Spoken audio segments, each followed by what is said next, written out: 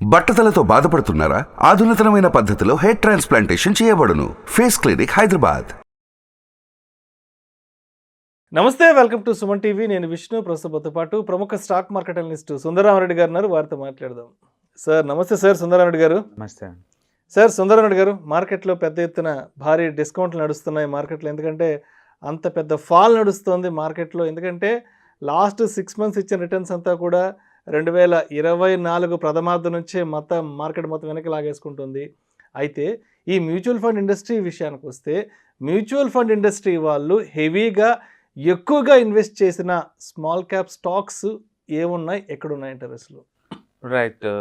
మార్కెట్లో discount sale నడుస్తుందండి. ఈ టైంలో కొంచెం క్వాలిటీ ఉన్న స్టాక్స్ కలిగి కొత్త పోర్ట్ఫోలియో బిల్డప్ చేసుకోవడం బెటర్ అనమాట. అండ్ బేసికల్గా మ్యూచువల్ ఫండ్స్ ఇన్వెస్ట్ చేశారంటే వాళ్ళు ఎంతకంత రీసెర్చ్ చేస్తారండి. డెఫినెట్గా ముందు రోజుల్లో ఎర్నింగ్స్ బాగా పెరిగే కంపెనీస్ని వాళ్ళు ఫైండ్ అవుట్ చేస్తారనమాట. ఇండియాలో ఎక్కువ స్కీమ్స్ ఇన్వెస్ట్ చేసిన టాప్ 10 కంపెనీస్ ఏమిటి అంటే స్మాల్ క్యాప్ కేటగిరీలో అంటే క్రాంప్టన్ గ్రీవీస్ కన్జ్యూమర్ ఎలక్ట్రానిక్స్ లిమిటెడ్ అండి.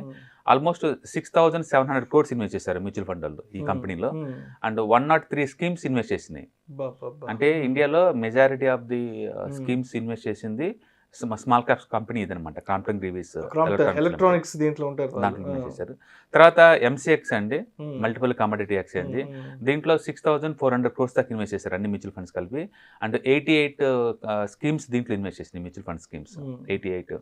తర్వాత నెక్స్ట్ కార్బన్డజియం యూనివర్సల్ లిమిటెడ్ అండి. ఇది 5,600 crores ఇన్వెస్ట్ చేశారు ఈ కంపెనీలో. And 85 schemes mutual fund schemes దీంట్లో ఇన్వెస్ట్ చేశారు. తర్వాత కల్పతరువు ప్రాజెక్ట్స్ ఇంటర్నేషనల్ లిమిటెడ్ అండి. అండ్ 5,600 crores దీంట్లో ఇన్వెస్ట్ చేశారు. అండ్ ఆల్మోస్ట్ 64 స్కీమ్స్ దీంట్లో ఇన్వెస్ట్ చేశారు. అలాగే ఎస్కేఎఫ్ ఇండియా లిమిటెడ్ అండి, 5,300 crores ఇన్వెస్ట్ చేశారు ఈ కంపెనీలో. అండ్ 63 మ్యూచువల్ ఫండ్ స్కీమ్స్ దీంట్లో ఇన్వెస్ట్ చేశారు. అలాగే సైయంట్ లిమిటెడ్ అండి, ఐటీ కంపెనీ అనమాట, 5,200 crores ఇన్వెస్ట్ చేశారు. అండ్ 74 మ్యూచువల్ ఫండ్ స్కీమ్స్ దీంట్లో ఇన్వెస్ట్ చేసినాయి. సోళమండలం ఫైనాన్షియల్ హోల్డింగ్స్ అండి, అండ్ 5,190 crores దీంట్లో ఇన్వెస్ట్ చేశారు. అండ్ ఆల్మోస్ట్ 76 స్కీమ్స్ దీంట్లో ఇన్వెస్ట్ చేసినాయి. బిగ్రేడ్ ఎంటర్ప్రైజ్ లిమిటెడ్ అండి, 4,900 crores దీంట్లో ఇన్వెస్ట్ చేశారు. And 83 small mutual fund schemes దీంట్లో ఇన్వెస్ట్ చేసినాయి. And Krishna institute of medical sciences అండి, 4,700 crores దీంట్లో ఇన్వెస్ట్ చేశారు. 63 స్కీమ్స్ దీంట్లో ఇన్వెస్ట్ చేసినాయి అండి. అండ్ విల్ఫుల్ ఇండియా లిమిటెడ్ అండి, అండ్ 4,600 crores దీంట్లో ఇన్వెస్ట్ చేశారు. అండ్ 84 స్కీమ్స్ దీంట్లో ఇన్వెస్ట్ చేసినాయి అనమాట. సో ఇండియాలో and top 10 small cap companies ఇవి మ్యూచువల్ ఫండ్స్ హెవీగా ఇన్వెస్ట్ చేసిన కంపెనీస్ అనమాట. సో బేసికల్గా దీంట్లో ఏదైనా మంచి చార్ట్ ప్యాటర్న్ వచ్చి బ్రేక్అవుట్ అవుతుంది అనుకోండి, మనం ఇన్వెస్ట్ చేసుకోవచ్చు అండి. And even long term point of లో కూడా మనం ఉంచుకోవచ్చు. ఎందుకంటే ఈ పడే మార్కెట్లో వాళ్ళు హెవీగా దీంట్లో ఇన్వెస్ట్ చేశారు అంటే ఇందులో ఎంతకంత మ్యాటర్ ఉంటుంది అనమాట. పైగా ఫుల్లీ డైవర్సిఫైడ్. దీంట్లో ఒకటి ఎలక్ట్రానిక్స్ ఉంది, ఒకటి కమోడిటీ సంబంధించింది, ఒకటి పవర్ ప్రాజెక్ట్స్ ఒకటి ఉంది, ఒకటి ఐటీ ఉంది, ఒకటి ఫినాన్స్ ఉంది, ఒకటి రియల్ ఎస్టేట్ ఉంది, ఒకటి హెల్త్ కేర్ ఉంది, ఒకటి కన్జ్యూమర్ గూడ్స్ ఉంది, విల్ఫుల్ ఇండియా. ఇవన్నీ కూడా మంచి డైవర్సిఫైడ్ పోర్ట్ఫోలియో అనమాట.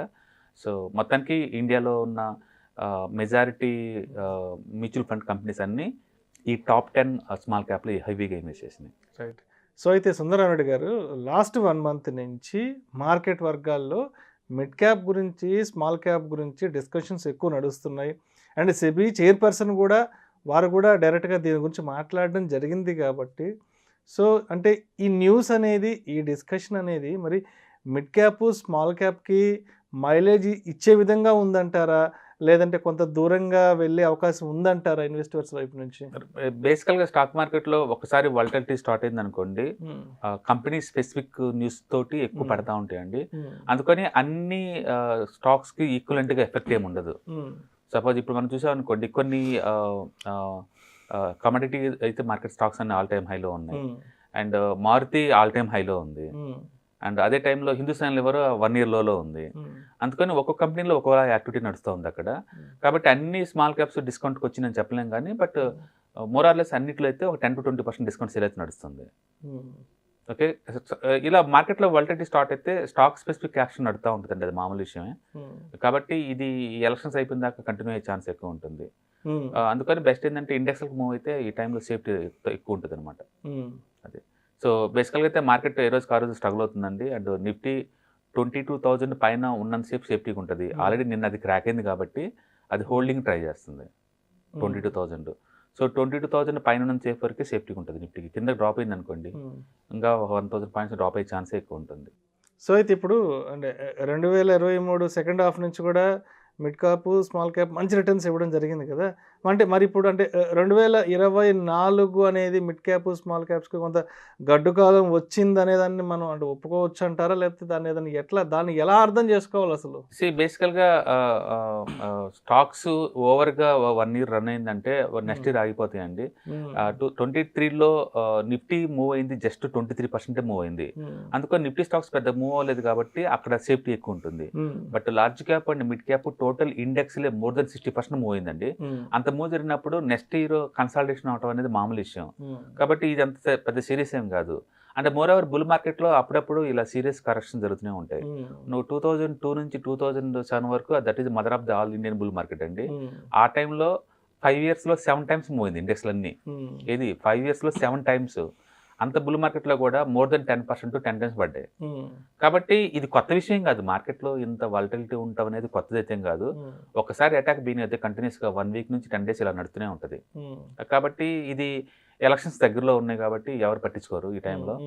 కాబట్టి స్టాక్ స్పెసిఫిక్ యాక్షన్ నడుస్తూ ఉంటుంది. నేను అనుకోవటం ఏంటంటే రిటైలర్స్ మనీ బాగా ఫ్లో అవుతుంది కాబట్టి మ్యూచువల్ ఫండ్స్లో ఎఫ్ఐస్ ఎంత అమ్ముతున్నా సరే వీళ్ళు కొంటా ఉంటారు. And more over small caps దగ్గర ఆల్మోస్ట్ 15,000 crores మనీ ఐడియల్గా పడింది. కాబట్టి మార్కెట్లో డిప్ వస్తే కనుక మ్యూచువల్ ఫండ్స్ వాళ్ళు కొంట బీన్ చేస్తారు. అందుకని వాలటిలిటీ అనేది సర్వసాధారణం ఇక్కడ. బట్ ఈ పట్టం ఎంతకాలం ఉంటుంది అంటే స్టాక్ స్పెసిఫిక్ యాక్షన్ నడుస్తూ ఉంది కాబట్టి కపుల్ ఆఫ్ డేస్ వరకు ఇది కంటిన్యూ అయ్యే ఛాన్సే ఎక్కువ ఉంటుంది. అందుకని అర్జెంట్గా మార్కెట్ రికవరీ అవ్వడానికి ఏం కనిపించడం లేదు, పట్టడానికి కూడా రీజన్ ఏం కనిపించడం లేదు. సో ఓవర్గా లాస్ట్ ఇయర్ మూవ్ అయిందని ఒక రీజన్ తోటి ఇది ఇప్పుడు కరెక్షన్ తీసుకుంటుంది.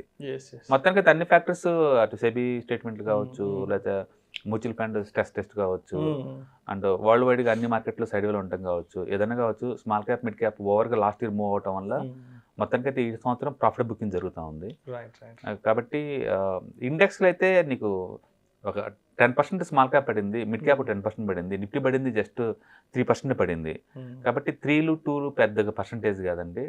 మేబీ ఇంకొక 10% పడితే అప్పుడు మంచి డిస్కౌంట్ నడుతున్నట్లు లెక్క. అప్పుడు మనం డిప్లాయ్ చేసుకోవటం బెటర్. అప్పుడు దాకా సేఫ్టీగా మ్యూచువల్ ఫండ్స్ లేకపోతే ఇండెక్స్ ఫండ్స్లో కూర్చొని ఇంకో 10% పడ్డప్పుడు మన స్టాక్ స్పెసిఫిక్గా మనం పిక్ చేసుకోవడం బెటర్ అనమాట. ఇప్పటికే చాలా స్టాక్స్ మంచి డిస్కౌంట్లో నడుస్తుంది. బట్ ఇంకా 10% డ్రాప్ అయ్యే ఛాన్సే ఎక్కువ ఉంది.